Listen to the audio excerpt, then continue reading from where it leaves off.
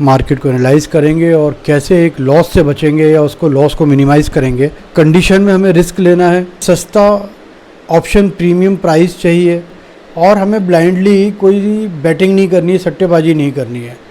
हमें ऑथेंटिकेट वे में इस पूरे मार्केट के सिनेरियो को ऑब्ज़र्व करना है और उस ऑब्ज़र्वेशन में हमें अगर कोई अपॉर्चुनिटी दिखती है तो क्योंकि हम काफ़ी समय से ये बिज़नेस कर रहे हैं तो वो अपॉर्चुनिटी हमारे सबकॉन्शियस माइंड में हमेशा स्टोर्ड है। तो आप ये देखिएगा कि वो ऑटोमेटिकली जब आप डेटा रीड कर रहे होंगे, मार्केट ऑब्जर्व कर रहे होंगे, कंटिन्यूसली जितने मैंने पैरामीटर्स बताए हुए वो देख रहे होंगे या इंडिकेटर्स आपको मिल रहे होंगे, जब उनको डेटा से वेरीफाई और वैलिडेट करोगे ऑटोमेटिकली एक जो है सबकॉन्शियस माइंड से एक आपके पास अपने आप मैसेज आएगा जो कि आपको वो डील कराएगा और वो डील बहुत मिनिमम लॉस से या तो आप बाहर आ जाओगे और या फिर प्रॉफिट लेके बाहर आओगे। उसमें हमारे पास सपोर्ट है 23,000 पे, 23,200 पे बहुत मेजर रेजिस्टेंस है जो कल ही बिल्टअप हुआ है। तो इस रेजिस्टेंस को मैं बहुत अभी वेटेज नहीं दे रहा हूँ, लेकिन अभी डेटा के हिसाब से ये रेजिस्टेंस है। 23,000 पे एक अच्छा सपोर्ट है जो उम्मीद है 23,050 के नीचे नहीं जाना चाहिए और अगर वहीं घूमता है तो सपोर्ट बिल्टअप होता हुआ दिखेगा। पुट साइड में आपको 23,000 पे जो है OI बढ़ता हुआ नज़र आएगा। इसका मतलब ये पुट साइड हमारा स्ट्रॉन्ग होते जा रहा है, ये बेस हमारा स्ट्रॉन्ग होते जा रहा है। जैसा कि गिफ्ट निफ्टी की कंडीशन है उस हिसाब से निफ्टी 50 एट पार ही खुलने वाला है, ज़्यादा कोई चेंजेस नहीं होना। कोई ग्लोबल वाइज जियोपॉलिटिकल इश्यूज़ ऐसे कुछ नहीं है अभी आज की तारीख में जिससे कोई हम ये कहें कि बहुत तेज़ी से मार्केट आगे बढ़ सकता है या गिर सकता है।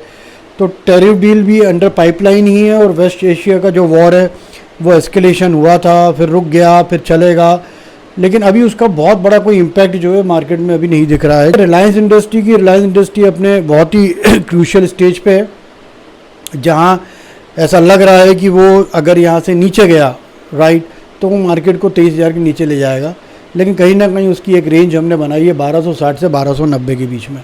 अगर यहाँ पे ये कहीं ना कहीं डांस करता है तो ये मान के चलिए कि वो इसको ऊपर नीचे करेगा, क्योंकि इसको काउंटर करने के लिए हमारे पास आज IT है।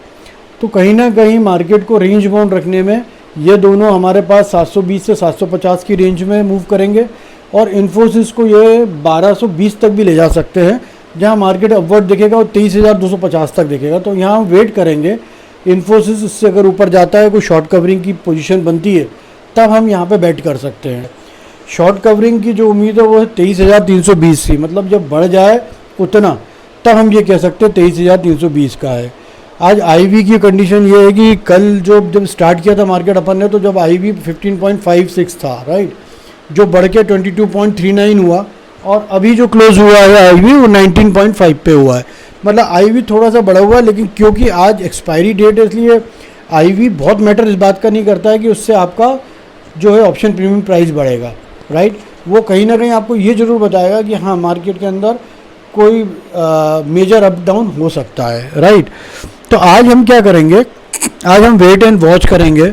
हम इन चारों शेयर को वॉच करेंगे, इसके साथ हम ICICI बैंक और SBI को वॉच करेंगे, ताकि बैंक में अगर कोई रिकवरी आ रही होगी तो दिख जाएगी। अदरवाइज हमारे पास एक ही ऑप्शन है आज के लिए, वो है trade in stock option. Trade in stock option में हम चाहें तो हम रिलायंस में ट्रेड कर सकते हैं विथ हेजिंग। अदरवाइज आज की सिनेरियो में दो सिग्नल हमें ज़रूर देखने हैं। एक 22,930 का देखना है कि ये 1230 के नीचे अगर चले जाता है और IDFC 720 के नीचे चले जाता है तो एक बड़ा ब्रेकडाउन आने की संभावना है, इसको ऑब्जर्व करेंगे हम। और यहाँ पे हम जिस समय भी हमें ऐसा लगता है उस समय हमें से बैट ले सकते हैं। 23,320 का मैंने आपको बताया, इसमें रिलायंस का 1300 क्रॉस होना और वहाँ पे कहीं शॉर्ट कवरिंग देखना ज़रूरी है, या HDFC का 780 के ऊपर जाना ज़रूरी है। अगर नहीं जाएगा तो वापस वहीं आके खड़ा हो जाएगा।